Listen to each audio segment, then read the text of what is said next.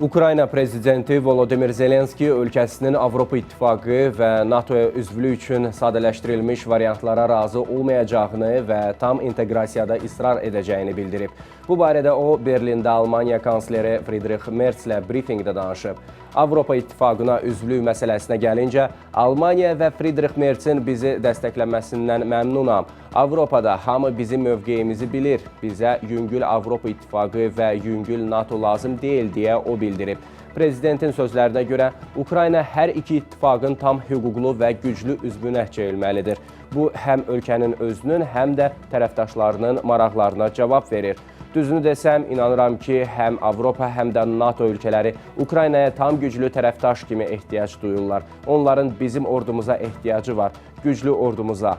Dövlət başçısı həmçinin güclü Ukrayna ordusunun vacibliyini və zəiflədilmiş formatlarını qəbul edilməsi olduğunu vurğulayıb.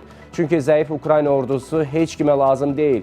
Bu necə müdafiə olacaq? Buna görə də inanıram ki, bu ikitərəfli maraqdır. Prezident əlavə edib ki, Ukraynanın aydın təhlükəsizlik zəmanətləri alması və üzvlüyün bloklanmasının qarşısını almaq üçün müharibənin dayandırılması ilə bağlı müqavilədə Avropa İttifaqına qoşulma tarixinin göstərilməsi vacibdir.